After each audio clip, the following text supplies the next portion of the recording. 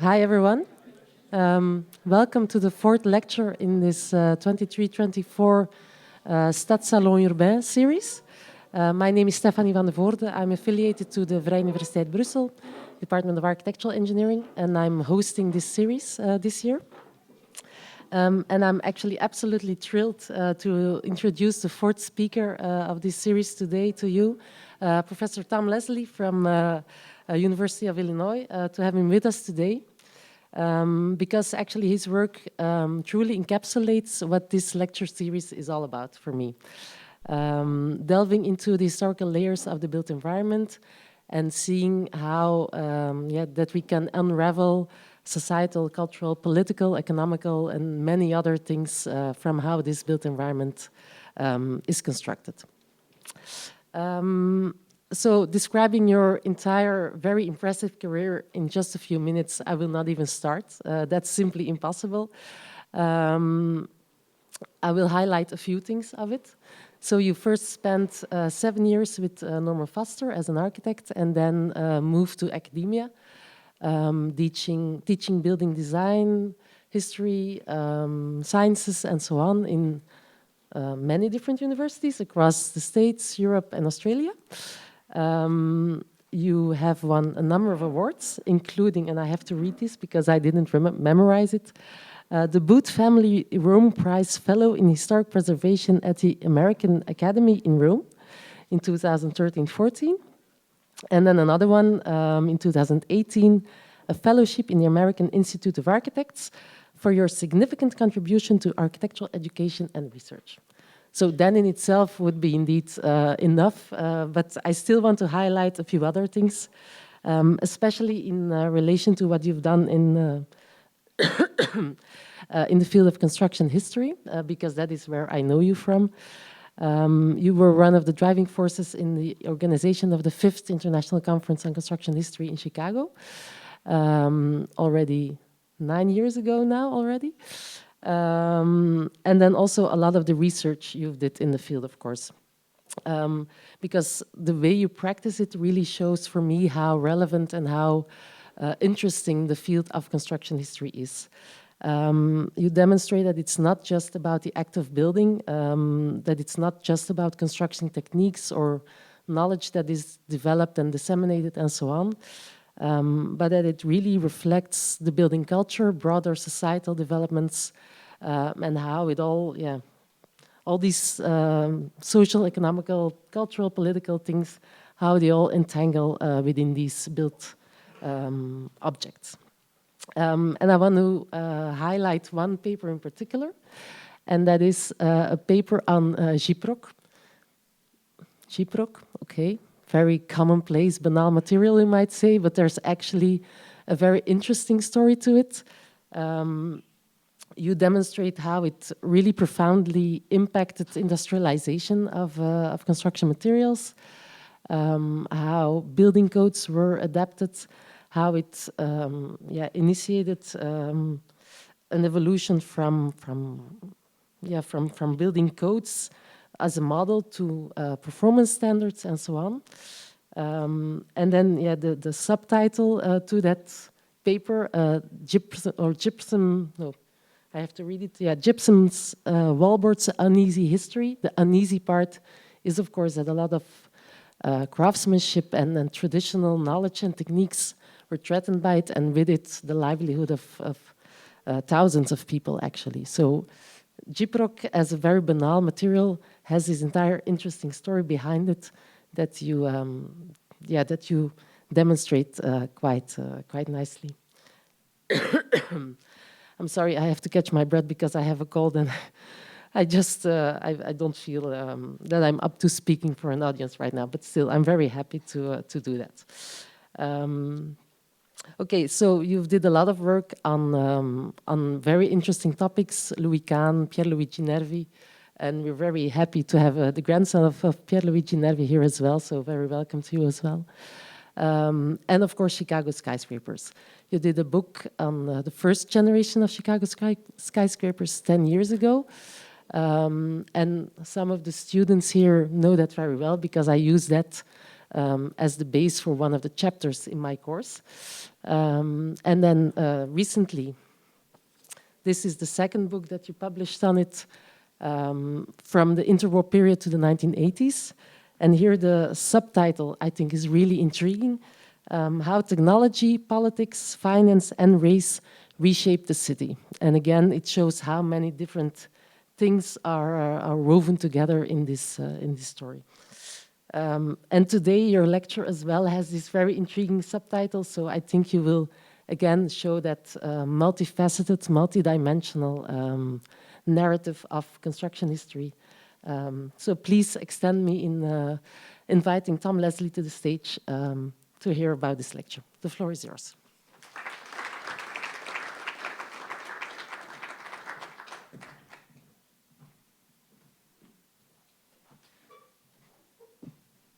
Thank you, Stephanie. It's an absolute delight to be here, and this is such a wonderful venue. It's much nicer than a typical academic lecture hall. I like that the audience can all have a drink before the lecture starts. That makes me feel more comfortable, and I appreciate your fighting through the cold to make the introduction. I am from around Chicago, and so these two projects have been really important to me personally, but also I think, you know, growing up, Chicago is just the big city, and when I get to school and find out, oh wait, Chicago is important to the architectural world, there are all of these kind of myths about building in Chicago that I've tried to delve into and to understand both why those myths exist and why the realities are sometimes much more interesting, right? Much more complicated than some of the things that we think about the city to start with. So my lecture tonight is basically a story in two acts. The first is how Chicago's early famous skyscrapers resulted from the conditions of the city. Where it is, its economic geography, its kind of financial culture and its building culture. And then after the Depression and World War II, the second act is really about how skyscrapers took an active role and how they were largely used by a city administration to rebuild, to reshape, to reconfigure the city. So architecture as both the kind of resultant of forces around it, and also architecture as a much more active role in shaping the city. So the first act is also partly an introduction to my city. So here is a very rough map of the United States, and you can see Chicago at the southern end of Lake Michigan, the largest freshwater lake in the world, and about a third of the way across the country. So in the 19th century, as European settlement and colonialization is happening from east to west, the cities on the eastern seaboard, the sort of first generation of American cities, begin to spread their populations outward, and those populations basically are going to make their money by feeding the cities on the east, right? By planting, by growing crops, sending them to market in the east. And the way they do this is through the rail network. The railroad is sort of invented, perfected in Great Britain, in Germany, and in this part of Europe. But it really finds its greatest application in North America, where the distances are just colossal, right? Much, much larger than you could handle by simple horse travel. And instead, you really need the mechanized transportation, not only to move people out west, but also to bring agriculture back east. And as you can see, as the network spreads out to the west, Chicago is a very, very important point, because at the southern end of this lake, all of the rails that are going to go up to the northwest basically have to bend around the southern end of Lake Michigan. Right? It's far too large to bridge. Where it gets narrow up at the top is way too far north. So Chicago is where all of these rails are going to sort of funnel through.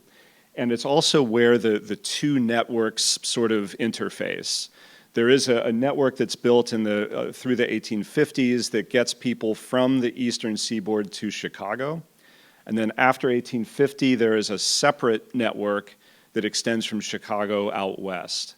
So everything that comes in from the rail network to Chicago gets taken off of one set of rails, either put onto ships that go through the lakes and through the Erie Canal out to New York, or onto this existing set of rails that head east. And Chicago becomes a place not only of transportation, but also of exchange. William Cronin, who wrote this book in the 1990s about Chicago called Nature's Metropolis, did this excellent piece of research where he went and looked at where farmers settling the Great Plains and the upper Midwest, the area you see in gray, where they banked, where they got their mortgages from, where they got loans from. And he determined from this that Chicago's hinterland, the area that it basically commanded financially, and therefore the area that it brought its goods in from, was roughly the gray area that you see on the map. That is an area that is literally the size of Western Europe. And so all of that agricultural wealth that's being grown by settlers in the late 19th century is literally being funneled through Chicago. And if we zoom in and look at what the city itself was, the area that it's being funneled into is a very, very tiny little moment where the Chicago River, these three branches here, where that river meets Lake Michigan. And you can see from this map, this is about 1890, that there are rails that come from the west at the top, from the southwest here to the left, and from the south here at the bottom.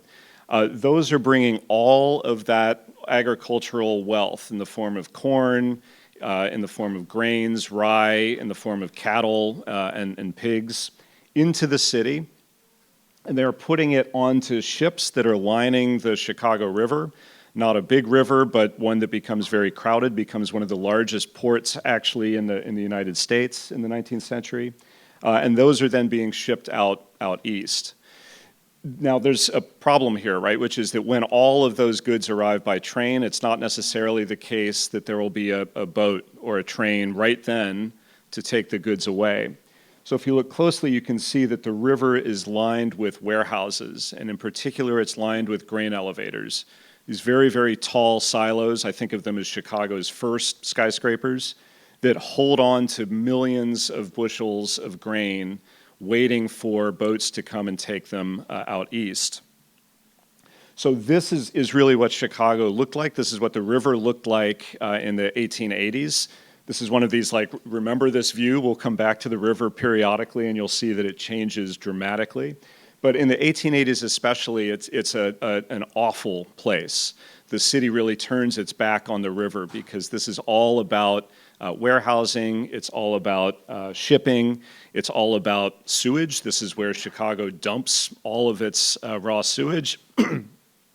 That flows out to the lake, where the city has always gotten its drinking water, which is an issue that they will have to address in a little bit. And you can see on the left one of these giant grain elevators, right, 110, 120 feet tall, where Chicago's engineers really began to investigate what it takes to build a large building on this very swampy, mushy soil next to the lake and the river. Now, as that grain sits in those grain silos, financiers and sort of amateur speculators realize that they can make and lose quite a bit of money by betting on the price of grain, right? You can pay a farmer in Iowa one amount for a bushel of grain. You can sell it to a consumer or a warehouser in New York for a different price. And if you're doing that kind of arbitrage in Chicago, you can make a tremendous amount of money. You can also lose a tremendous amount of money. So there's almost like a sport that develops, betting on the prices of grain. And so in addition to the warehouses and the grain elevators, all these things lining the river, these traders need places to do their work.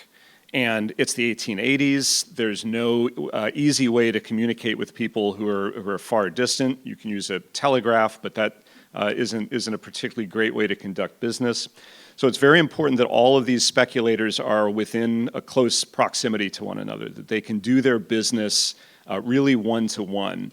Think about it, it's like today's kind of LinkedIn or internet, right? You actually have to be in a position to meet other people and to trade with other people. You need access to bankers, you need access to lawyers, you need access to all of the kind of clerks, all of the kind of support businesses that make speculation and trade work.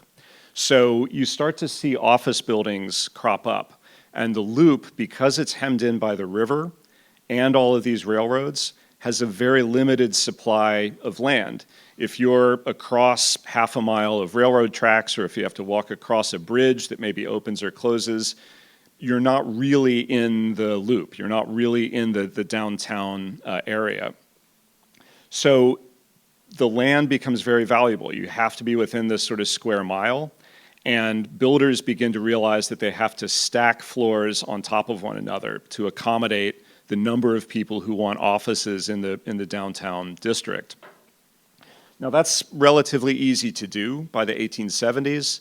We have efficient kind of heavy timber framing. There are steam-powered elevators that can take you up 5 or 6 floors. And Chicago has access to good limestone. So there is plenty of material to build 5 or 6 stories tall. What builders begin to realize, though, is that light is also incredibly important. Even in the 1880s, electric lighting is a rarity or a luxury item.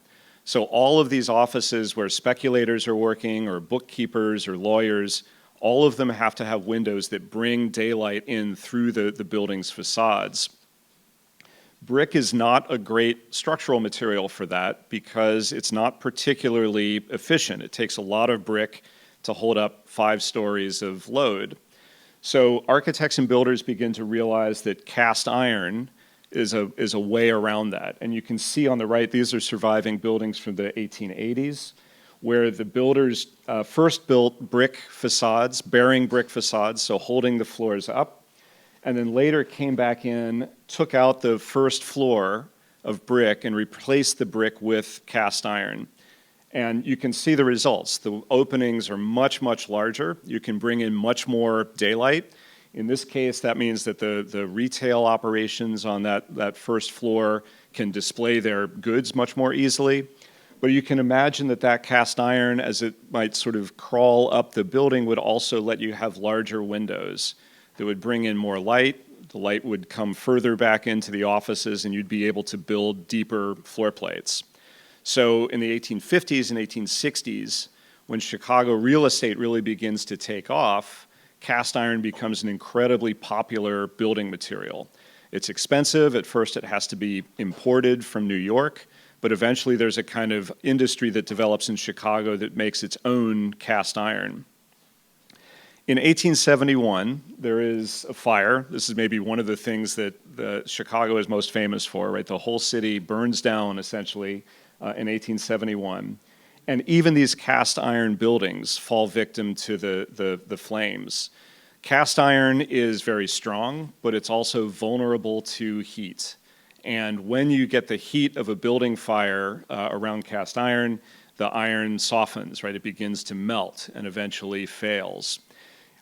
Even worse, cast iron is very brittle, right? It's very hard to work with, and when it is cooled, like if you heat it up in a fire and then quench that fire with cold water, the cast iron tends to explode, right? And brings down, if it's a cast iron column, it brings down the building with it.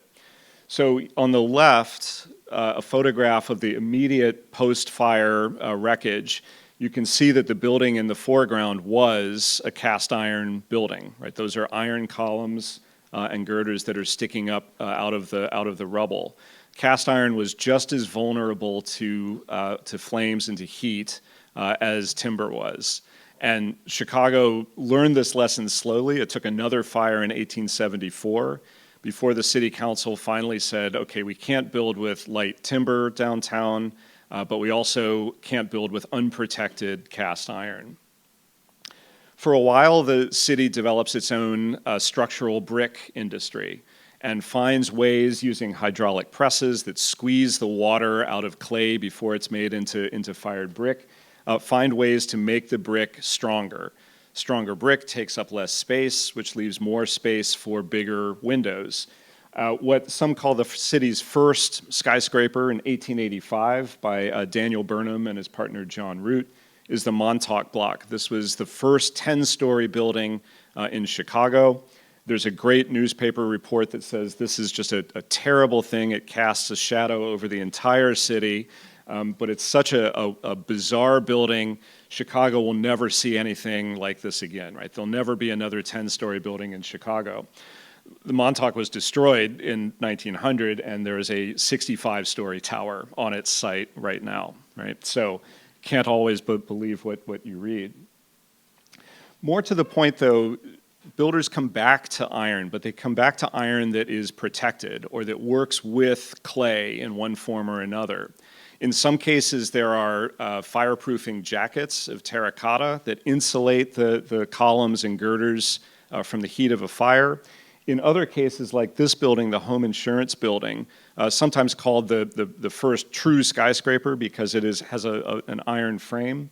But in work that a team of grad students and I did, we kind of rebuilt the building digitally and realized that the Home Insurance Building, while it had a cast iron frame throughout, it was a cast iron frame that was covered in brick. And the traditional interpretation of this was that, well, the brick is just doing the fireproofing, right? It's just protecting that iron frame from fire, and the iron helps the building facades be skinny, right, skeletal, so that you can get the windows to be as large as possible. But what we discovered, or what we kind of showed, that others have posited as well, is that cast iron had another problem. In addition to its vulnerability to fire, it was a very difficult material to manufacture. And as the castings of iron would come out of their mold and would cool, the casting would twist or it would shrink in ways that wouldn't allow you to precisely figure out where a connection might be made. Cast iron, remember, is brittle, so it can't be drilled, it can't be cut. And what this meant was there was no way to make precise, tight connections between columns and girders. That meant that even though you could build the whole frame out of iron, that frame had no stiffness. It could only take the loads of the floors. And the second you started to worry about the wind pushing on the side of the building, the frame had no way to resist that itself, right? It was a very loose, rickety sort of frame that really needed the solidity of the brick to stabilize it against the wind. So to my mind, the home insurance is a hybrid. It's a moment where iron has sort of proved itself in one sense, but it really needs the masonry around it not only to protect it from fire, but also to make it stiff against wind loads. And by this point, we're getting into 10 or 11-story buildings that really really have to be stabilized against wind, right? Not so much to keep them from falling down, but to keep them from racking, right? From moving in the wind in ways that cause doors to stick or cause floors to start to slant or cause people to feel that the building is moving and not necessarily stable. Some idea of just what a problem this was is another building that's just a few years after the home insurance, the Tacoma building. And here again, a developer is trying to build, in this case, 12 or 13 stories, right? Taller and taller, but faces the problem of that building moving too much in the wind. So you can see from the plan, the black circles are cast iron that's protected by these terracotta jackets or insulators. That's fine for carrying the gravity load, but the building has to be stabilized by these giant walls, right? 500 millimeter thick walls, 600 millimeter thick walls that stabilize the building in both directions, right? That take the wind load and mean that the cast iron is only there holding up the floors. It's not keeping the building from falling over. Again, we found original documents. We built one of these digitally. And you can imagine how that wall works, how it stabilizes the building in a windstorm. But you can also see that the developer is giving up a lot of floor area.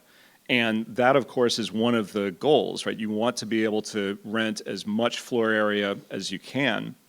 It also divides the building up in ways that make it difficult to rent large amounts of floor space. right? If you have an office with 8 or 9 people, suddenly you have this giant wall that separates half of your office from the other. You can put a door in it, you can put a hole in it, but that wall has to be there, and it's going to separate the building into office spaces that end up being kind of unusable, right? In 1940, the Tacoma building is a building that nobody wants an office in because of these divided floor plates, and it's demolished, right? So it has a relatively short life. So what's the solution to this? There is a good technological solution, and it is a form of iron that is ductile, where cast iron is brittle. In other words, iron that can be worked, that can be shaped, that can be rolled, cut, drilled to form really precise, tight connections. That form of iron is called steel, right? And it's a very, very carefully calibrated alloy, where the amount of carbon is adjusted very carefully in the process so that you get most of the strength of cast iron, but you get workability. You can cut it, you can drill it, you can rivet it, you can make very, very stiff connections to it. Chicago is ideally located for the steel industry. In the United States, this has been in Pittsburgh, in Pennsylvania, out east, which is closer to the markets, the big cities like New York and Philadelphia. Chicago is a good long way away from Pittsburgh, and so it has reason to develop its own industry, but it also has the resources. The richest vein of iron ore in North America is in Minnesota, this mountain range called the Iron Range, and there is a source of fuel to melt the iron ore, to turn it into steel down in southern Illinois, right? A coal field that provides the fuel. So you bring iron ore from Minnesota, you bring coal from southern Illinois, you use new processes like the Bessemer process that allow you to very carefully adjust the carbon content in steel. And Chicago becomes the second great steel city in North America. The third great steel city is in Birmingham, Alabama, which also is close to a source of iron ore and a source of coal. So this, I think, is a story about Chicago being in a very fortuitous place, right? A very lucky place. Here you see some of the open hearth steel mills of Chicago. These are their own kind of huge building projects. But you see a change almost immediately in the city's skyscrapers. Here, the Masonic Temple, the city's first 15-story building, and if you believe its owners, the tallest building in the world for 2 weeks. New York beat it, depending again on who you believe, but it was important for Chicago to kind of try to set the record. We are always worried about whether we're being beat by New York. We usually are, but sometimes we actually win one. And here for a couple of weeks, we were able to boast the tallest building in the country. When you look at the section, you can see that the Masonic Temple is built, as one engineer put it, like a bridge, but not a bridge that spans from pier to pier. Instead, it's built like a bridge that's cantilevered up from the ground.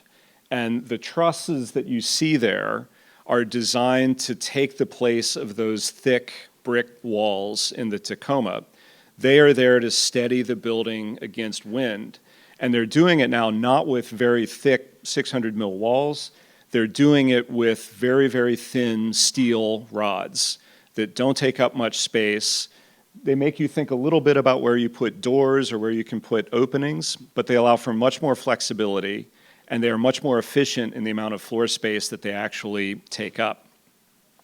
So steel solves that problem of how you hold a building up, how you keep it from falling over, and how you make the structure of a building light enough that you should be able to bring as much daylight through the facade as you want. If you look at the Masonic Temple, though, that brick on the outside of the building, brick and stone that you see in the postcard, none of that is structural, right? All of that is what today we would call a curtain wall, right? A wall that's actually hung on the outside of the building. But in fact, it still is a predominantly solid building. And this was another question that our research team sort of asked ourselves, like, why, if you could open up the whole facade to glass walls, why would you still build in brick? And the answer was that glass was still incredibly expensive in the late 1890s or the mid 1890s. And it was particularly expensive in Chicago because, again, you had to bring it from the glass manufacturers on the East Coast, particularly in Pittsburgh. And glass being fragile, you lose a considerable percentage of that, right? Per mile, there's a certain amount of glass that you expect to lose. So if you're bringing glass all the way from Pittsburgh, you can expect maybe that half of it is going to break on the way. Again, Chicago's kind of economic geography, where it is in North America, produces a different kind of skyscraper, right? Changes in the way skyscrapers look. In about 1890, this field of natural gas is discovered under Indiana and Ohio, the Trenton gas field. It is just about an hour and a half by train from Chicago, whereas Pittsburgh is over a mountain range and 4 or 5 hours away.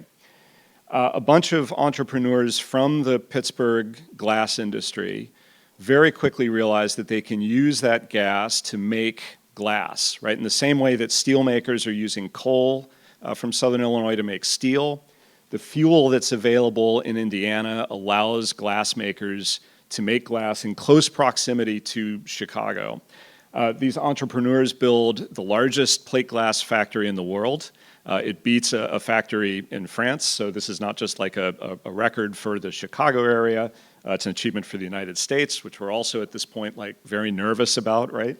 They then build an even larger one just down the road, right? You can see that Kokomo and Elwood, the two towns where these take place, are in the corner of that gas field that is closest to Chicago. And the company that does this, called Diamond Plate Glass, it's incorporated not in Kokomo or Elwood, where the factories are. It's incorporated in Chicago, right? It's actually an Illinois company. So this very clearly is a group of entrepreneurs who realize that they will have a captive market, right? And if they can produce enough glass, the city will take basically as much as they can produce. In the 1890s, you see this change to what today we think of as curtain wall buildings. The Reliance building here, 1895, is seen by a lot of historians in the 20th century as a kind of proto-modern skyscraper. And again, when we dive in and we look at the actual kind of fabric of it, this is a building that has an all-steel frame, so no brickwork in the structure. It has a skin that is mostly glass, about 65-70% glass. The rest of the skin is terracotta. There's some bricks and some firewalls on two of the sides, but there wouldn't necessarily need to be, right? This is a steel frame building with a lightweight, mostly glass curtain wall. And that, to me anyway, represents something really different, right? Like a skyscraper that's modern in ways that nothing we've seen so far really is. So that would seem to solve the problem, but here we start to get into the way that these skyscrapers relate to the city. If there are no bricks in the structure and there are no bricks in the skin, the developers are very happy about that. Architecture may be very happy about that. Bricklayers are not so happy about that, right? The bricklayers see this as a real threat to their jobs, and they agitate. They go on strike. They go to the city council and they say, you know, we're not so sure that these skinny skeletal frames and these really, really thin skins are safe.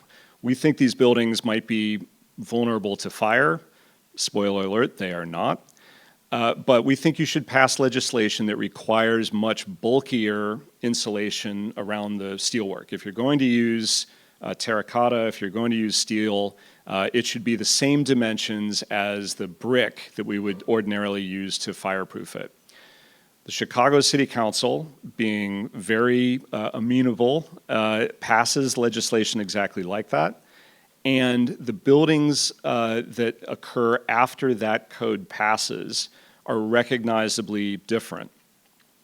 Probably the best known one of this era is Louis Sullivan's Carson Pirie Scott, which is often kind of acknowledged as like Sullivan's great masterpiece. It absolutely is. It is a truly great building. Most of the attention focuses on this cast iron ornament that Sullivan developed for the first 2 floors, the kind of show windows and big display floors.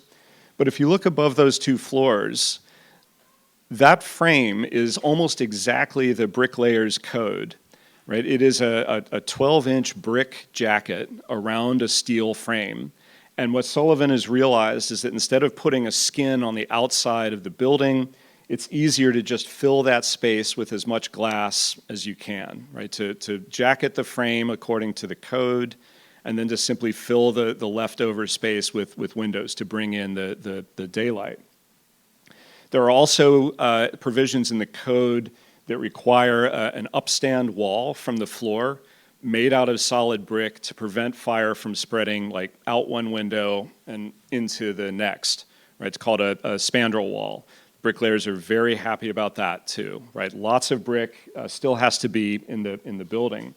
So this is Sullivan's masterpiece. It's a building that I take people to all the time in Chicago, and I tell them that it is a design by Louis Sullivan with assistance from the Chicago Bricklayers Union, right? Because it is literally like their code that Sullivan has ornamented and kind of detailed in a way that really separates it.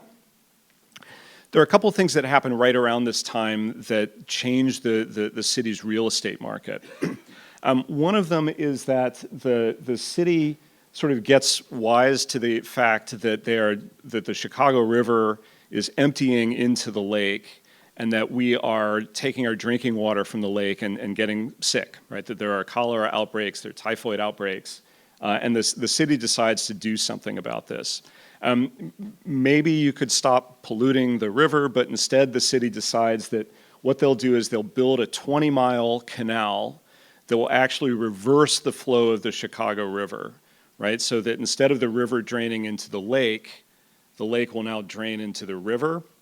The river will drain into the canal, which drains into the Illinois River, which drains into the Mississippi River. This gets built over a period of 2 years. It is called often the kind of greatest civil engineering work in the United States, like ever. And it works, right? It takes the sewage and it flushes it down the river the other way. The residents of St. Louis, which is downriver, are not at all happy about this. But there's a Supreme Court decision that basically says, well, it's done, right? The canal is there.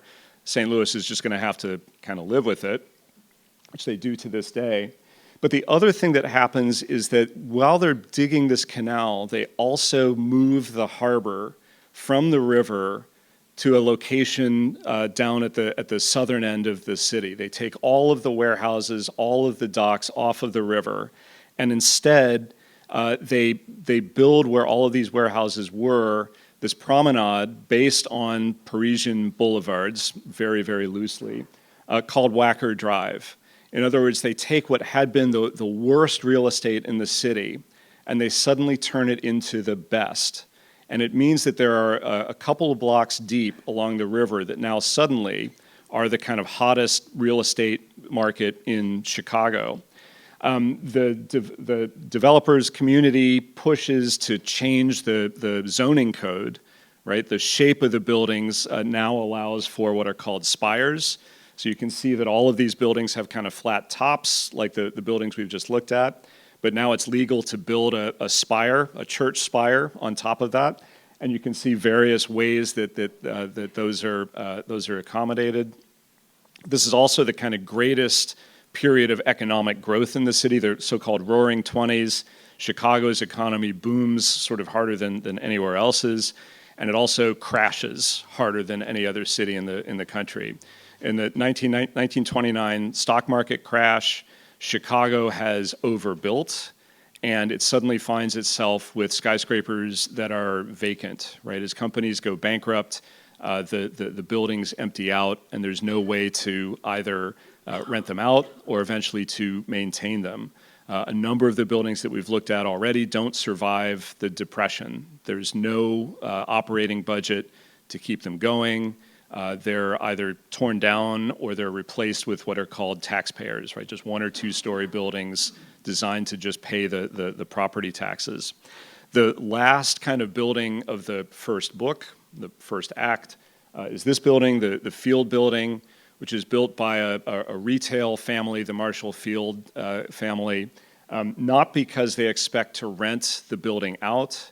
They want to build it while labor is cheap, while materials are cheap, and literally just shut the building down, right? Wrap it up and wait for better times that when they can rent it out, right? So they're investing their money knowing that they're not going to make anything for 10 or 15 years. And in fact, the Field building is the last skyscraper built in downtown Chicago for 20 years, right? For almost a whole generation, nothing gets built downtown.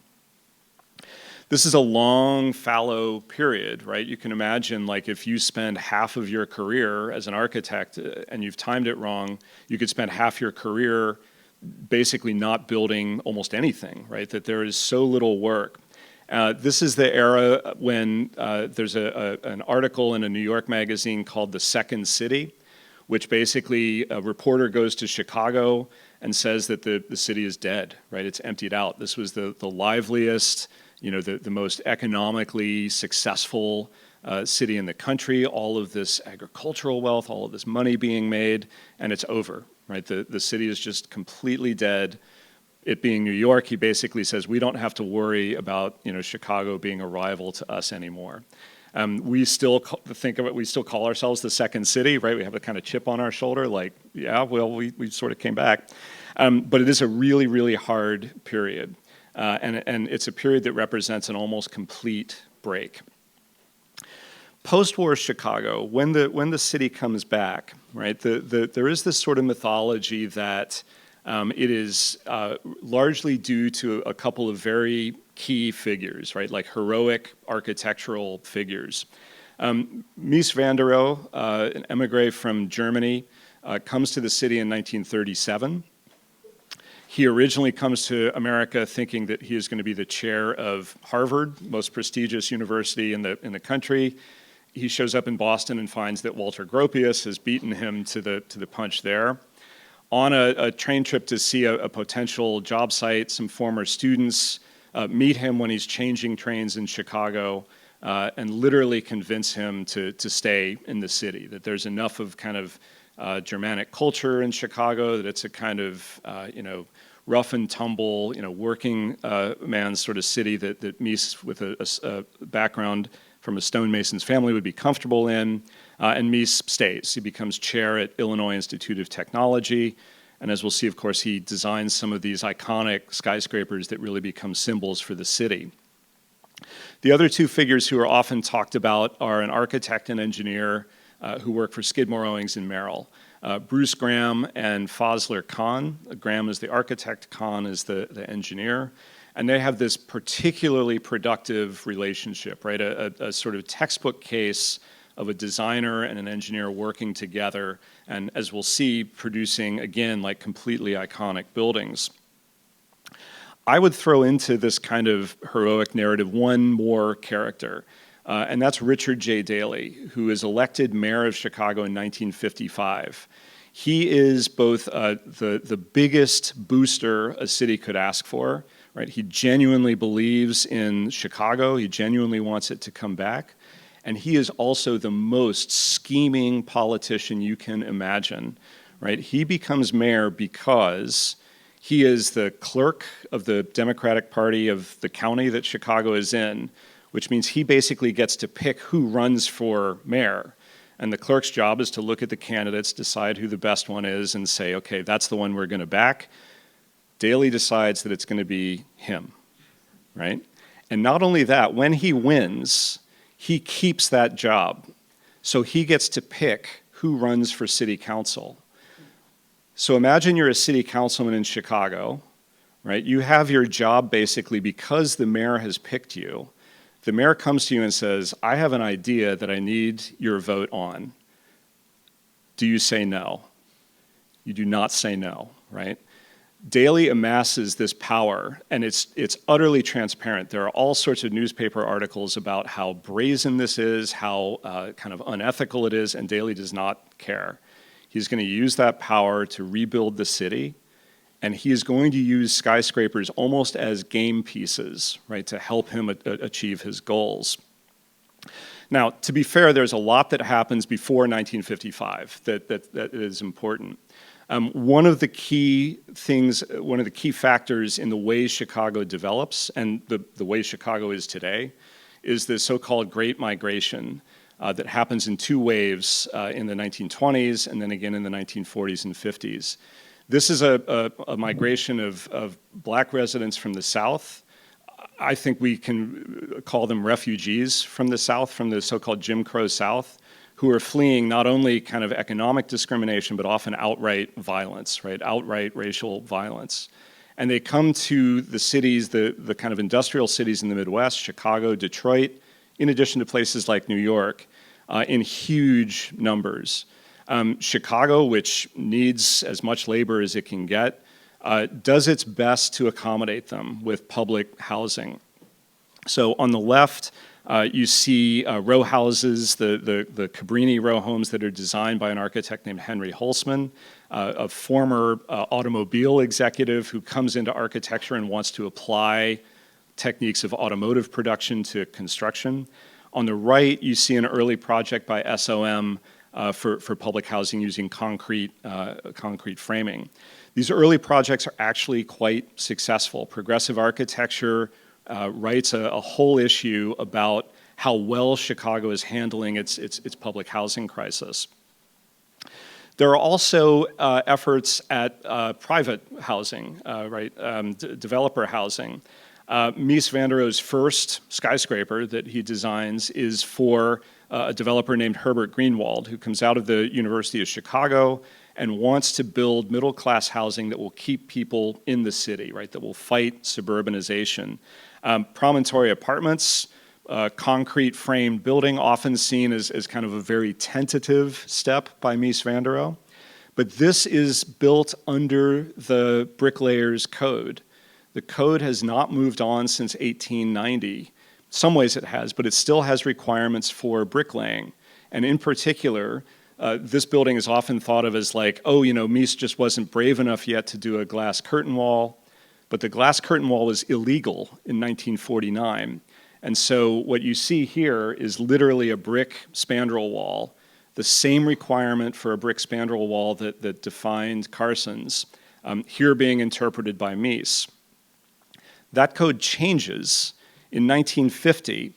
John Merrill, the Merrill of Skidmore, Owings and Merrill, gets given the job of rewriting the building code, right? Imagine being an architect and assigned to write a building code, right? This is a great opportunity. And Merrill writes what's called a performance code that basically removes the very strict requirements for exactly how you build, and instead basically says that it's up to the architect and builder to prove that the building is fire safe. Among other things, this removes the requirements for spandrel walls. It passes in December 1949, and January 20th of 1950, Mies's office submits the permits for 860, 880, right? The first all-glass walled skyscraper, not just in Chicago, but anywhere in the United States, arguably anywhere in the world, right? So just like Sullivan, Mies is responding not only to the aesthetic ideas that he clearly has, but also to the building code, right? Also to the very kind of very pragmatic requirements of the building code. This relaxed code does inspire a little bit of investment and a little bit of construction. A very big kind of subsidized but still private project for housing on the south side, Lake Meadows, is sponsored by New York Life. It is an integrated apartment project, which is something very new and very controversial for Chicago. A lot of residents understand that Chicago is going to be home to these migrants, but white Chicago still does not necessarily want to live next door to them. Lake Meadows is this incredibly optimistic idea that there will be integrated apartment complexes. It's not completely successful initially, but it becomes a kind of model for how this might work. Things like the relaxed building code also mean investment from commercial builders. The Prudential building, which is Chicago's tallest when it's completed in the mid-1950s, is an example of this, right? This is Prudential expressing their faith not just in the city, but in downtown. The Prudential, though, faces a problem not with the building code, but with the zoning code. As the Depression kind of took hold, landowners outside of the downtown area pressured the city council to make a very, very restrictive zoning code downtown. Their idea was that they wanted to take the value in downtown and kind of squeeze it out into their areas. So when the Prudential is built, the zoning code basically says you can only build a 17-story building.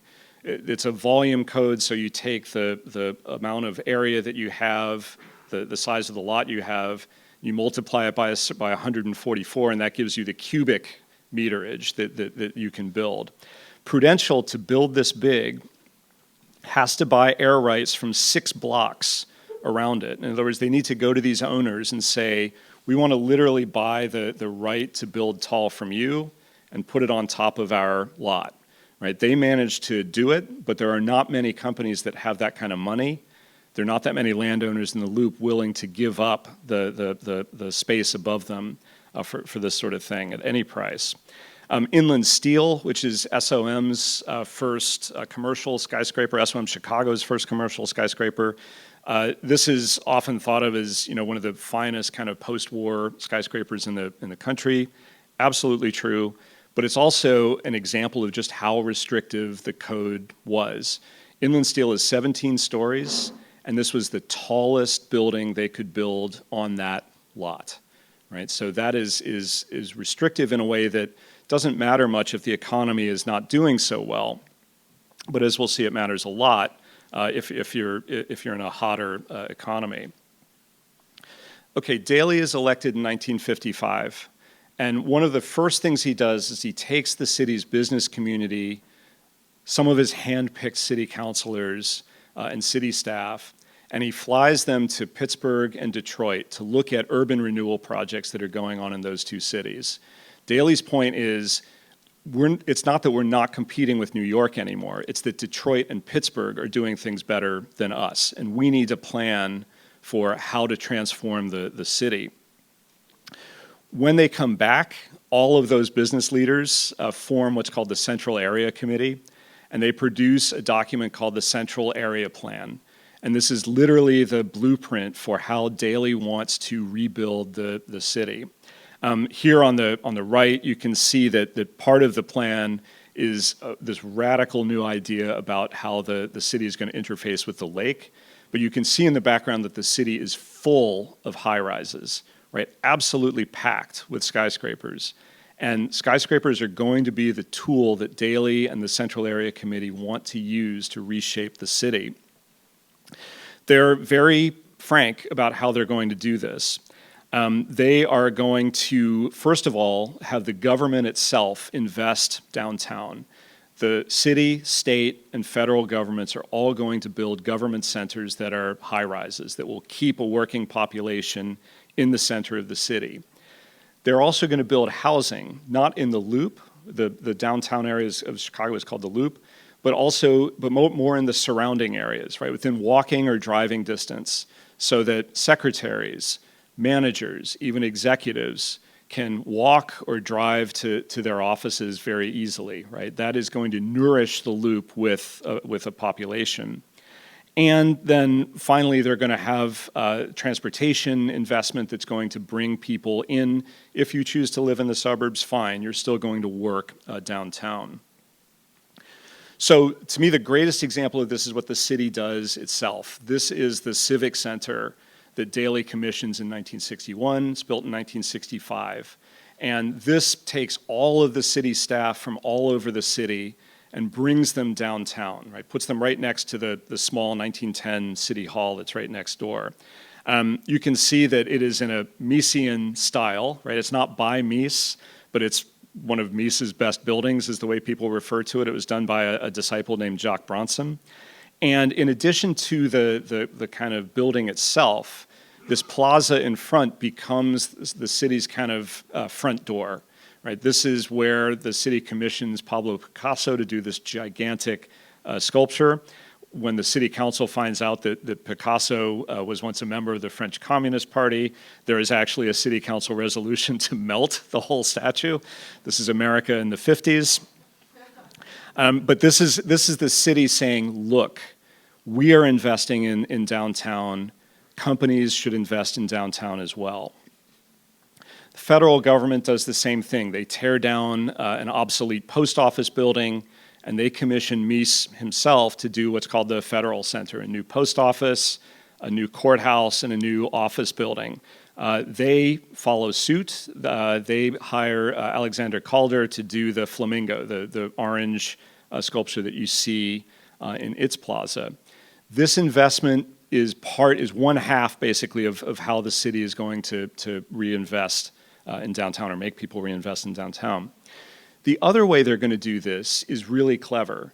They are going to put tax breaks and zoning incentives together to allow developers to invest in apartment buildings near downtown. The zoning code changes, right? It becomes very, very flexible and allows for much greater height. And in 1961, all of these kind of interests come together in this project of Marina City. Two 750-foot or about 250-meter tall apartment towers. This combines a vision that the architect Bertrand Goldberg has of what today we would call mixed use, a city within a city. He says you can live there, you can go to the cinema there, you can go ice skating there, do your shopping there. There's an office building in back, so you can maybe even work there. It is a vision that the city has, right? This many people right across the river from downtown. They pass legislation called planned use development that allows mixed use of almost unlimited area if the site is more than 4 acres. Someone points out that Marina's city site is only 3 acres. The city says, we don't care, right? Just build it, right? And somehow it goes ahead, right? There's never even a hearing. And the city also goes to Washington and says, we want you to change the way that you support mortgages. The federal government has insured mortgages for single-family homes since World War II. So if you want to build a house for your family and you want a mortgage, the bank is a little nervous about lending to you. The government comes in and says, don't worry, if they default, we'll pay the bank back, right? That's one of the reasons for the suburban boom in the United States. The Daley administration goes and convinces the federal government. The Kennedy administration, it's one of the first things that John F. Kennedy's administration does, to extend that protection to high-rise mortgages as well. And Marina City is the first of these to be built. Because the mortgage is federally backed, it has to be integrated. Lake Meadows was the first integrated apartment complex in Chicago. Marina City is the second. And it is also really technically innovative. Goldberg is adventurous. The contractor, the McHugh Company, develops fiberglass formwork to build the balconies that today everyone calls this the corncob buildings because of the way the balconies look like little kernels of corn. But Goldberg's idea is that your balcony is bigger than your window, right? You can be like immersed in the city by being out on your front porch. And it is structurally efficient as well, right? The two buildings are basically like giant columns. There's a lot of advanced engineering work that goes into those as well. Well, this works, right? If you are a corporation and you are thinking about relocating to the suburbs, well, now all of a sudden the Loop looks like it's maybe going to be revived. You already have city workers and federal workers you know are going to stay downtown. You have residents who can maybe walk to your headquarters. So, and a city that's going to let you build as tall and as much as you want. So why wouldn't you also build in the Loop? Early examples of this is Jacques Bronson again, designing for a local insurance firm, Continental Insurance. This goes up as the Civic Center is going up. There's an idea that there's a kind of second Chicago school, that everything looks like a Mies building because of the influence of Mies at IIT. But that's not entirely true. There's actually a very, very rich group of stylistic ideas that goes into skyscrapers. U.S. Gypsum, a wallboard company. They are a local Chicago company. They invest in a new headquarters.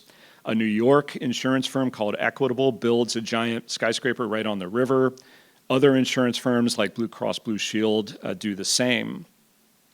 The experience that architects and engineers begin to gain from this flurry of activity also leads to new ideas.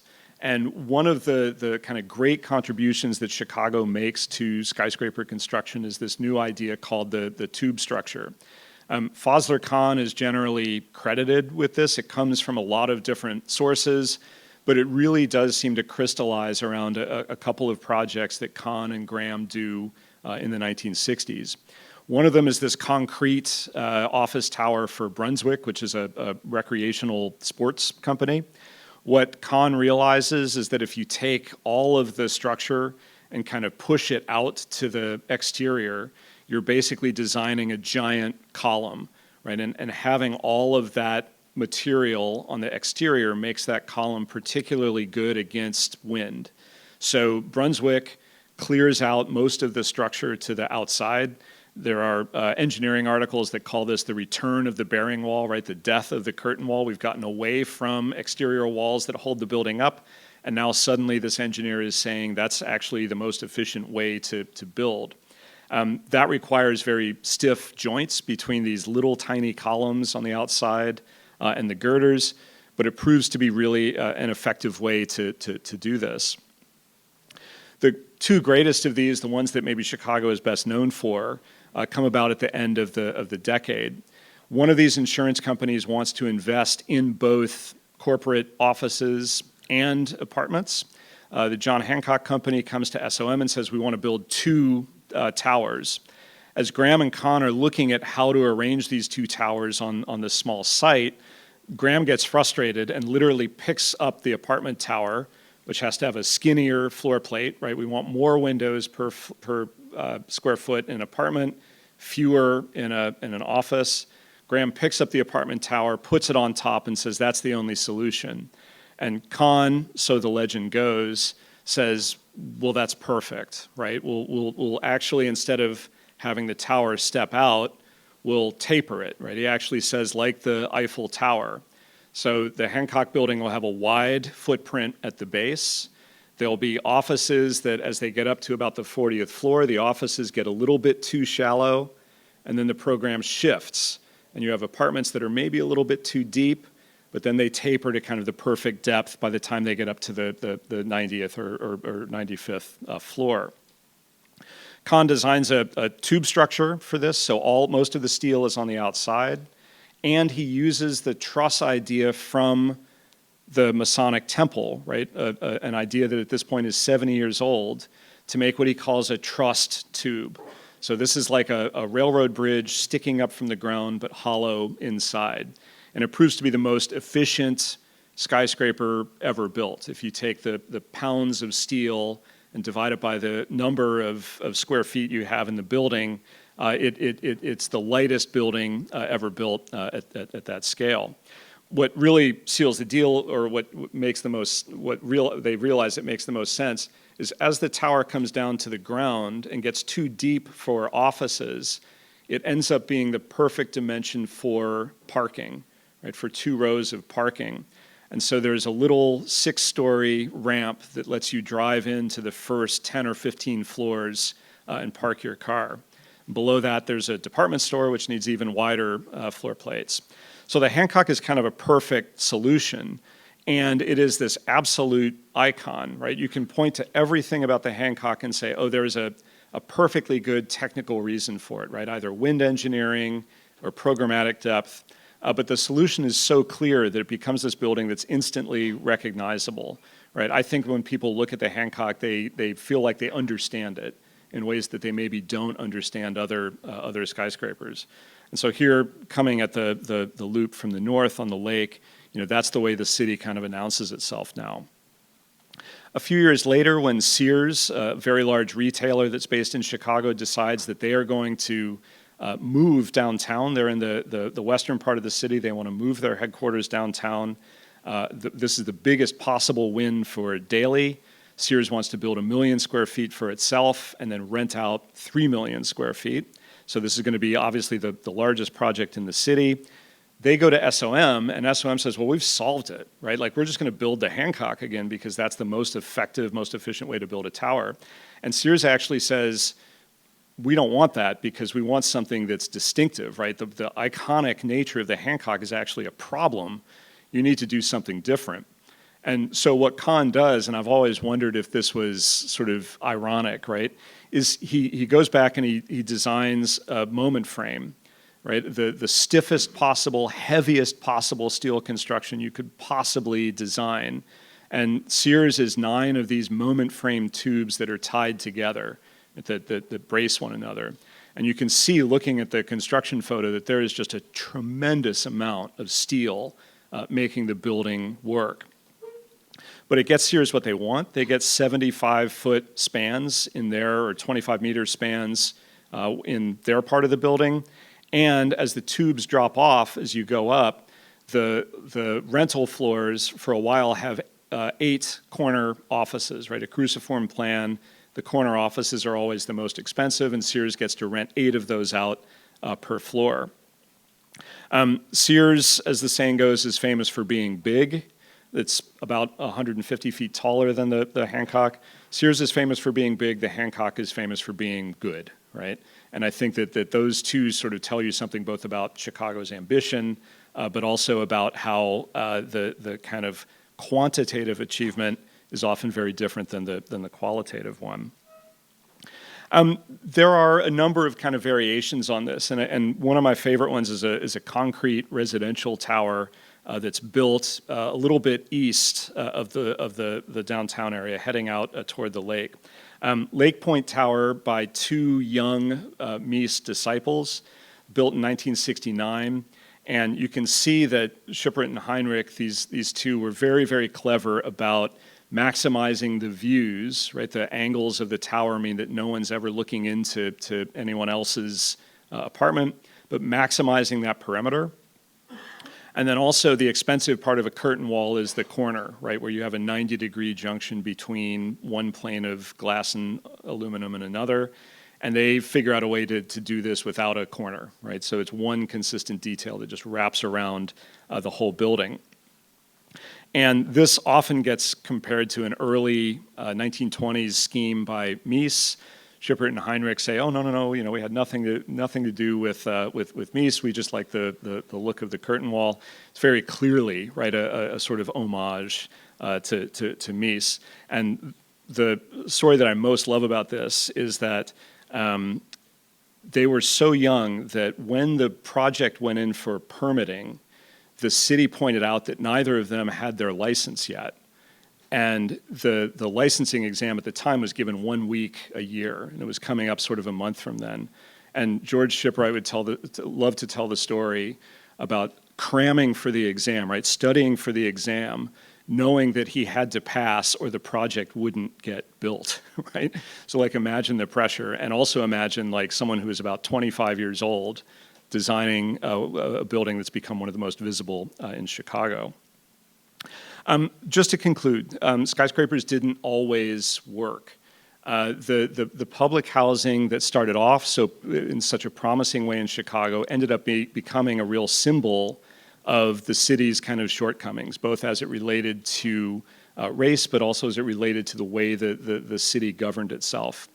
The aldermen or the city councilmen, even though they were all subservient to Daley, they had veto power over what got built in their individual neighborhoods.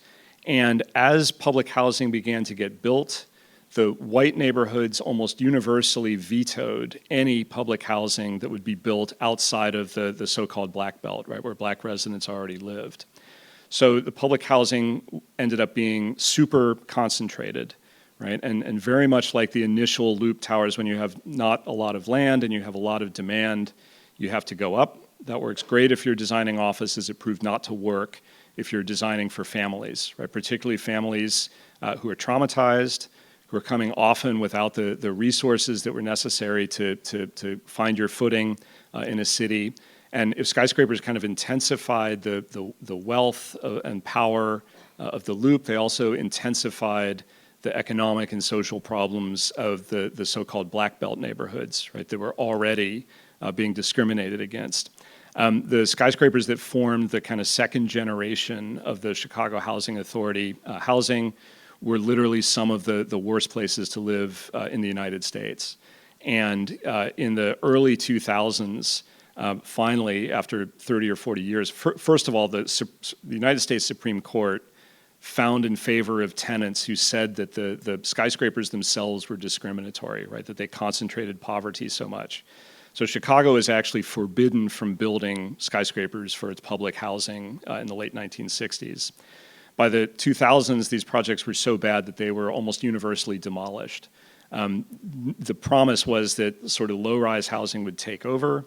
That has not generally happened, and a lot of the people who were displaced ended up not only kind of being scattered about Chicago, but actually having to leave the city because of a lack of affordable housing.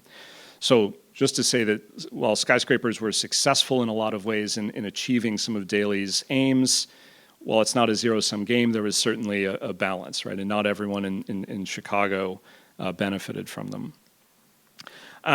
Daley died in 1976. Mies died in 1969. The city continued to have this incredibly vibrant architectural culture where in some cases disciples of Mies sort of carried on his ideas. Other architects like Harry Weiss, who you see in the middle, looked more to Chicago's past. So an interpretation here of the Reliance Building's bay windows. More recently, some have looked to the sort of broader international culture. Larry Booth looking at postmodernism and looking very loosely at European precedents. Helmut Jahn on the far right, looking more to sort of international style. We've had some great buildings out of that generation as well. 333 Wacker, which is right at the bend of the river. Remember the river that is now the kind of premier real estate in the city. Designed, I'm sort of sorry to say, by New York architects. But this is really, I think, one of Chicago's greatest buildings, and one that, as it reflects the bend in the river, really talks about the relationship that the city's always had with that waterway. And today, we're still a kind of center of skyscraper innovation. Jeannie Gang's Aqua Tower is one that even sort of 15 years later is still a model for a lot of production. SOM, which built 401 North Wabash, known by some as Trump Tower, but I will refer to it as 401 North Wabash. This was the model for structural innovation that, for instance, went into the Burj Khalifa, right, the SOM's building in Dubai. And more recently, One Chicago, which has brought both residential and commercial architecture together in much the way that Marina City did here in a sort of developing neighborhood called River North. So I'll close by going back to the river, right? Here is the river in the 1880s, the kind of place of exchange in North America. And here's the river today, right? It has been entirely cleaned up. We still get our drinking water from the lake, but now we treat all of our sewage. And the river is clean enough that people kayak in it. And if you come to Chicago, this is one of the things that I hugely recommend, right? Seeing the city from the river and seeing the city's skyscrapers and their relationship to what was the kind of main economic driver of the city back in the 1880s shows you just kind of how profoundly things have changed. Quick pitch, both for the book and also for a blog that I keep as a sort of online notebook. Architecture Farm is a nod to the fact that I'm a Midwesterner, but also a place where I like to post ideas and have discussions about exactly these themes, right? How technology exists in these contexts of finance, of economics, of socio-political changes, of racial changes, et cetera. I will say, like, it's important to me that my books, on the cover, what you see isn't the finished building, but that it's the process. So I'm always interested in finding construction photos, and this one of a welder on top of the Hancock to me is almost perfect. I will tell you that my own choice for the cover shot was this, which to me feels much more like Chicago. The publisher decided otherwise, but it is on the end pages. So this guy is sort of the mascot for the book. Thank you very much.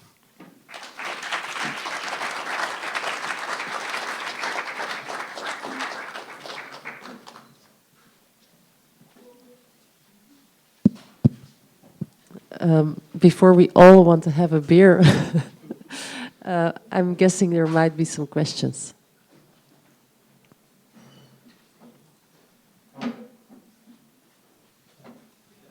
No one just yet? Ah, Johan. Thank you for this lecture. I'm wondering this. I'm intrigued by this Daley figure that you brought to the fore. So he looks very much like the Robert Moses of Chicago, I would say. So there is literature on Robert Moses and race.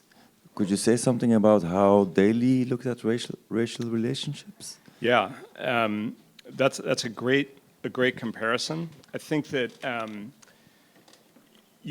these figures, Daley in Chicago, Moses in New York, we look at very skeptically today. And Moses, I think we look at as someone who is so obsessed with the solutions that he's sometimes forgot what the real problems were. Daley is a really complicated figure.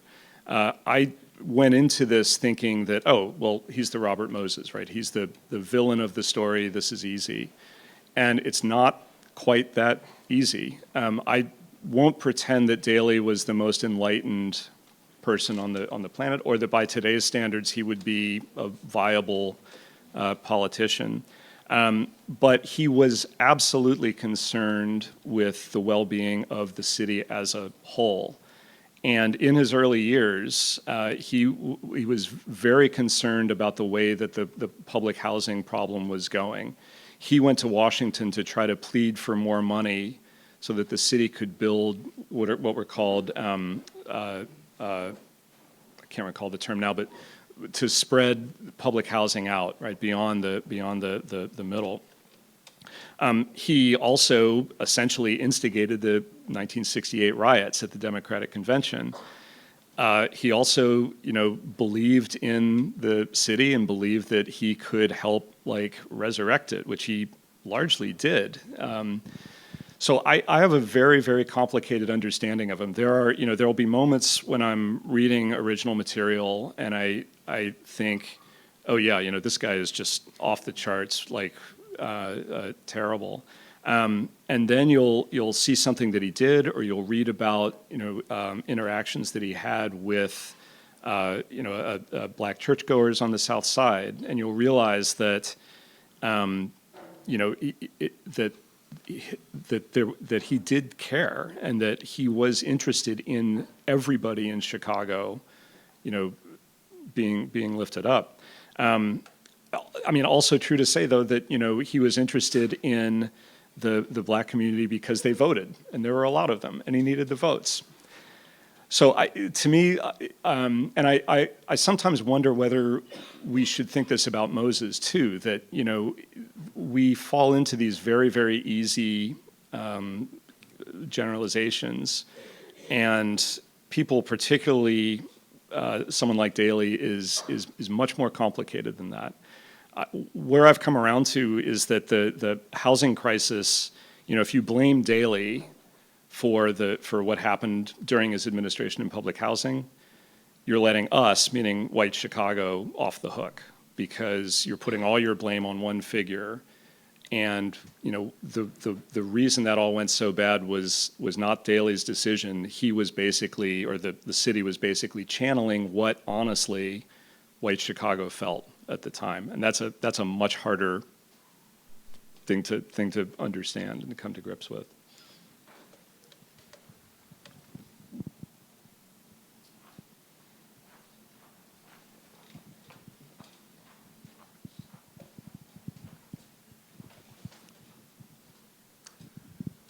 Hello. Brussels has a trauma with high-rise. Because of the northern quarter, 10,000 people being replaced, only office buildings, monofunctional zoning, etc. And so let's say, the majority of civil society activists and planners in Brussels are against. But today, of course, the question is again on the agenda because of the necessity of densification, of immigration, of the housing crisis in Brussels, etc. So it is on the agenda, but those who are clearly in favor of it are in a minority de facto. Could you give us maybe 2 advices on where to place them in a city? And secondly, when it's a housing project, how to solve let's say, the socializing problem, which you also mentioned. The architects have built stapled housing, but not, there is no conception of a vertical neighborhood or a vertical community. So what is the infrastructure and at what levels you have to develop them? I think that's the 2 main questions here before us as to open up the discussion. Those are powerful questions, and I offer no sure answers. I will say that it's been easy in Chicago to build high-rises in part because we do not have the long history that you have here, right? European settlement only reached Chicago in 1834, so we think of a building from 1970 as historic, basically. And there are neighborhoods that have very distinct characters, and when a 10 or 15-story apartment tower is planned, you get the same reaction, right? That will fundamentally change the neighborhood. And it's true, like I think of skyscrapers as having this kind of economic and social and cultural gravity, right? Whatever you put in them, they attract more of it. And that can displace people. It can fundamentally change the nature of a neighborhood. So the best place to put something that dense and that tall is where you already have something that dense and that tall, right? Where one project doesn't overwhelm whatever else is there. The housing question, especially after a lot of this research and looking at the sociology of high-rises, which, to their credit, the Chicago Housing Authority in the 1950s studied how to make high-rises more accommodating for families, more supportive of the kind of social structures that we know it takes to make those work. And their conclusions were that you simply couldn't do it.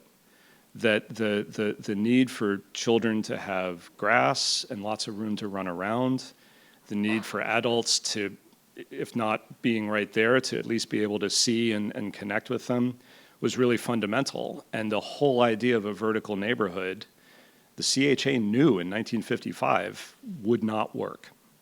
And as big a proponent of skyscrapers as I obviously am, right? Like this is how I make my living. I am very skeptical that high-rises are a legitimate solution, especially to public housing.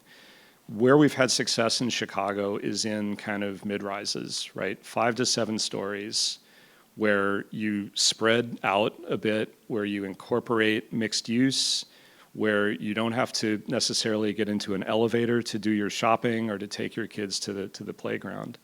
That requires more land, it requires more money, and it's certainly less convenient for cities, for politicians, than to say, we'll put all of our problems in this one spot. But Chicago's experience, I think, shows that there are, no pun intended, structural problems with that's not the way families work, that's not necessarily the way communities are built. I was part of a panel a couple months ago at the Alliance Française in Chicago, where they had French architects coming in and Chicago architects talking. And we talked about whether we should be thinking about height or whether we should be thinking about density. And density, I think, is the key word.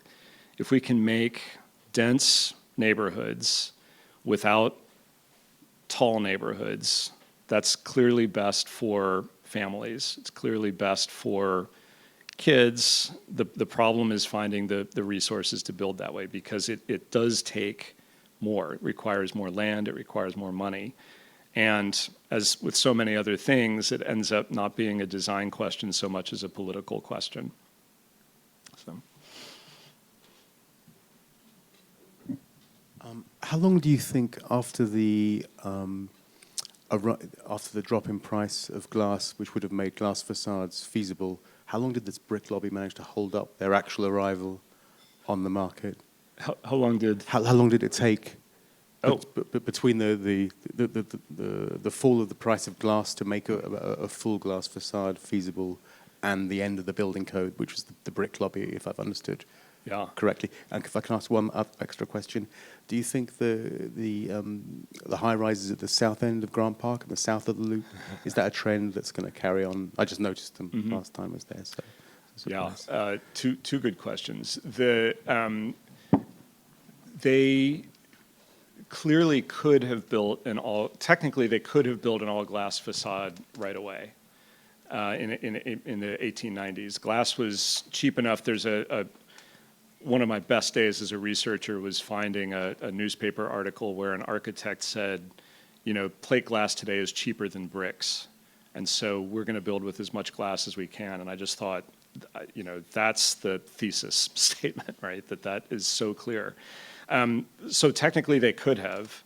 The problem was partly psychological, that we are so used to having something, or we were so used to having something solid, right? That having fragile glass being the only thing between us and a 6-story drop, no architect would have thought that was reasonable. And the spandrel wall was a fire code issue, but it was one that no one objected to, because you would do that anyway, right? Because the inhabitants weren't like we today maybe are used to that experience, right? That sort of vertigo. And then when the code came in, obviously, like, it was a moot point. They could have built all glass at any point, but the psychology and I think the environmental issues, right? That would have been so much solar gain. Big windows were known to heat up buildings, especially in the summer.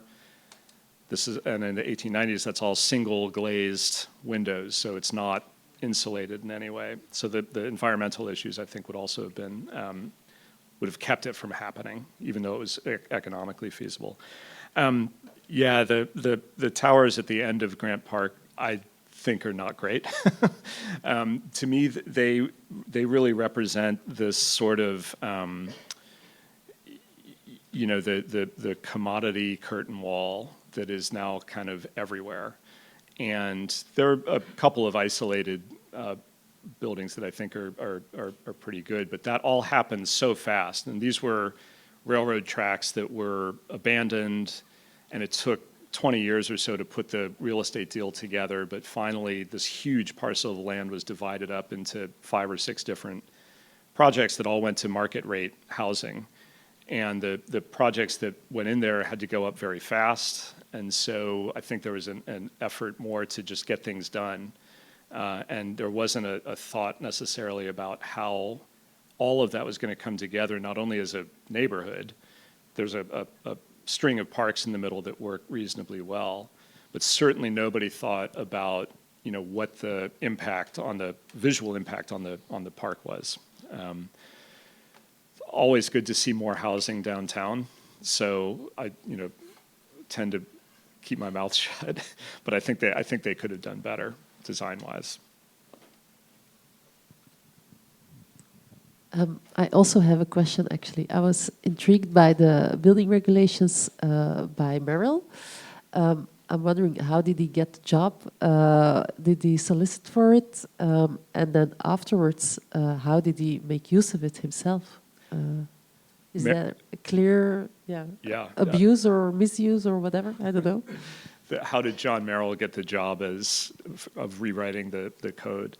It's a great story. So Skidmore and Owings were basically college buddies, right? And they themselves weren't such great architects, but they hired very well, right? They hired really, really talented people. And Merrill was one of their first hires. They brought him in as a partner because he was an expert in housing. He had actually worked for the federal government drawing up sort of policy and standards for housing. And Skidmore and Owings thought that was going to be what they did. They wanted to be residential architects. They thought that was where the money was, right? It's ironic considering the path the firm took. Merrill actually was in charge of all of the housing for Oak Ridge, Tennessee during the war. That was the American atomic bomb project, done completely in secret, and Merrill was able to experiment because there are obviously no building codes. And when he came back and it got out that that's what he had been working on, he was thought of as a kind of residential genius, right, residential expert. So the city hired him not necessarily because he was going to know anything about the commercial code, but because the overwhelming majority of construction in any city is residential. So Merrill was basically hired because he was going to lead the change in the residential code. I think he absolutely knew what the implications were. And I have been through the archives at SOM where they're working on inland steel, and I was just waiting for a memo from John Merrill to Bruce Graham. Hey, you know what we can do with the code, right? But it doesn't exist. I am sure that discussion happened. He got the job because of his expertise, but also because Chicago is a big city but a small town, and that firm was very well connected. So it made sense because he knew what he was doing, but also they would have been on the front lines for a gig like that for sure. Thanks. Other questions?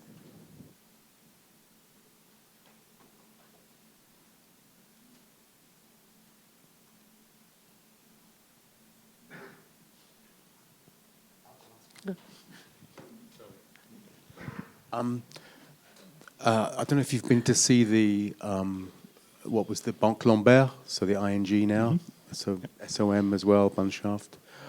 Does the original plan for a metal structure exist in the SOM archives? Because they ran out of money and they couldn't afford the metal things, so they just had little metal jewelry touches on it. I'm sure it does. That, if I remember right, this was a SOM New York project. And it has some of the same ideas as the Brunswick, right? That the exterior skin is carrying the building, right? If I'm thinking of the right project. But my recollection is that it was designed by Gordon Bunshaft, who was New York's equivalent of Bruce Graham. And you would think, well, it's one firm, they must have one archive.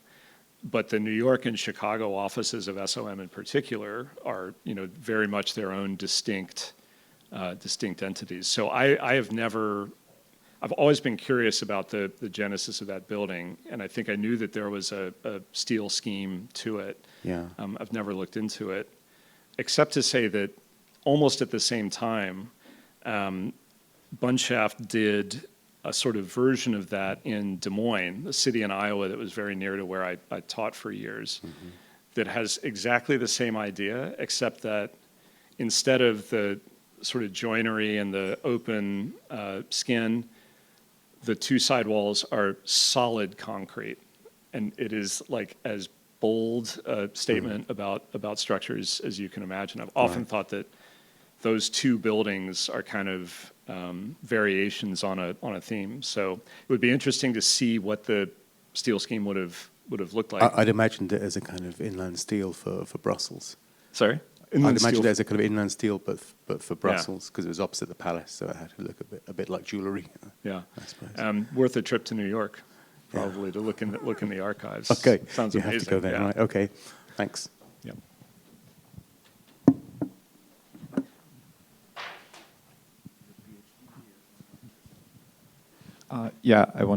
Thanks for the lecture. I wanted to ask about the influence of sociological, school of Chicago on what's happening, because I think it's kind of something what's really, I don't know, I know about Chicago the most, and then I also have no idea how it's actually connected to the creation of city fabric and how tight its relation is with the kind of what's influence on the design decisions which are implemented then.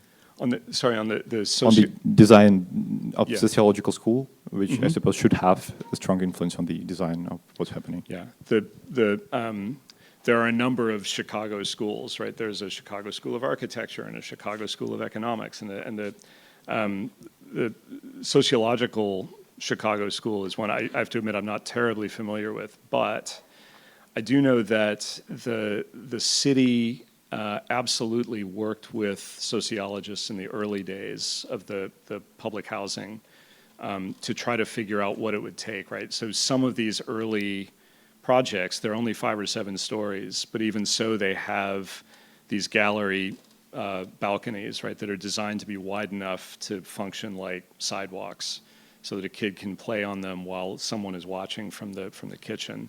There are like tangible things that you can see there where the housing authority is literally talking with sociologists at the University of Chicago, especially, and saying how do we make this work.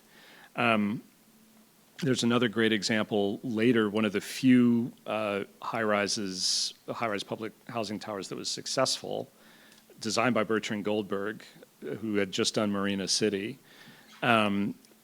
Goldberg hired sociologists, I'm not sure if they were from Chicago or University of Illinois, to talk to both him and also to interview the tenants. And as he put it, this was a radical step of finding out like what they wanted in a house. And so there was a kind of back and forth process with that. And those towers are still there and were actually reasonably successful, right? The rare exception. And the other point of intersection that I know about is a sort of public-private project called South Commons on the south side, where the developers in that case hired a whole team from the University of Chicago to try to figure out how to create an integrated community. And the examples that the developers gave while it was in process were, they were told, well, you have a tower that's market rate and a tower that's low income. You have to make them look the same, right? They can't have the kind of stigma of a kind of wealthy tower and a not one. That's a kind of very, very basic idea, right? Today, I think we would take that for granted. But there were occasional interactions, and those 3 in particular, like those were successful when architects and developers asked for expertise and got it. It was generally employed, and it seemed to have worked, or at least made those projects better than if they hadn't. You can tell, I think, that in a lot of the public housing projects, there's no thought about that whatsoever, right? It's hard to imagine that in a lot of those high-rise projects they would have had any of that advice, because I think they would have been told that this just isn't going to work. So the expertise was there. I think it was used occasionally, but sparingly.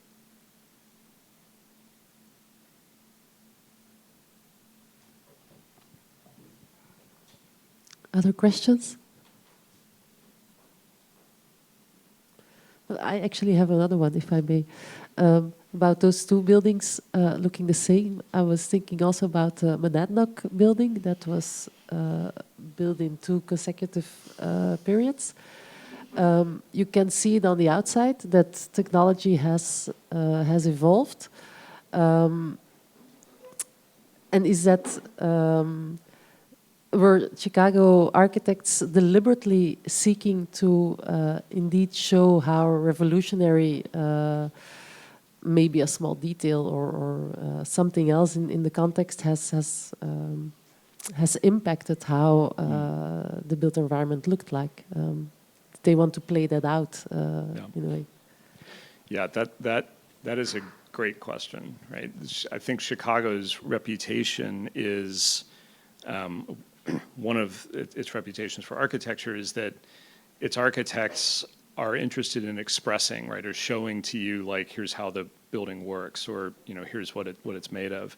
And the Monadnock, which I didn't show because can go on for an hour about the Monadnock, so spare it, everyone. The northern half is all bearing brick, so 17 stories tall, and the brick thickens at the base because at the base you're carrying the weight of 16 stories of brick, right, which is heavy. So the base, the walls are 6 feet thick, right?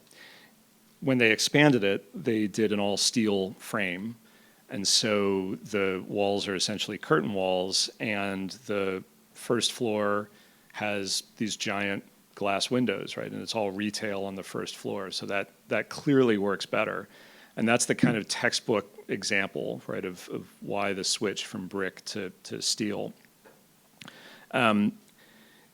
Whether John Root, the designer of the Monadnock, like, I think he was interested in what brick could do, and the early part of the Monadnock is certainly an essay in brick detailing, right? It's incredibly clever in the way that it all kind of gets unified by the way that Root details it. The steel frame is something that's a little bit harder to express, right? Because we have to clad it in brick or we have to clad it in terracotta. So you can't ever see the actual material, but you can get a sense of its proportions, right? Or you can get a sense, like Mies was famous for building a steel frame, encasing it in fireproofing, and then putting a steel shape on the outside, which tells you, oh, there's a bigger steel beam in here, right? And you can argue with that. You can argue with whether it's kind of honest or not, but at least he's trying to communicate like what the building's made of. And I think that's often really the challenge, right? I describe the process to students as, if you're designing a skyscraper, your kind of first job is to make it as efficient as you can for your client. If you do that well enough, then you sort of earn the right or earn the luxury to spend the time detailing it, editing it, making subtle, ornamental, or detailed decisions that express one story or another, right? Like Sullivan's Carson's built to the same code as the 1898 department store across the street, but it's night and day, right? They have the same proportions, same idea, but Sullivan uses these little terracotta details, almost like racing stripes, to emphasize the kind of grain or the pattern of the windows. And in doing so, right, he takes, I think of it as, you're taking like prose, right, like very, very basic workaday language, and you're elevating it to poetry, right, by being very careful about the words that you choose. So I think that's always been something that people have associated with Chicago, I think largely because of Sullivan, right? Because he was so good at it. But also when you look at those SOM buildings, or when you look at the Civic Center, those are talking about the material that is actually doing the work of holding the building up and trying to find, in the case of the Civic Center, an expression that's not only telling you something about the science, but that's also dignified enough to be, the city's main plaza, right? The kind of major monument. So I think opinions vary on how successful that is. I think that there's no one way to do that, but I think if you asked architects in Chicago what is the tradition of the so-called Chicago School of Architecture, that would be it, right? That we're interested in the technology, but we're also interested in how the buildings speak about the technology. I think that might be a good conclusion. Sure. Unless there's any other question? No? Okay. Thank you so much, Tom, for a wonderful lecture, enlightening us with what happens across the ocean. Thanks again for coming here. Thank you very much. Thank you.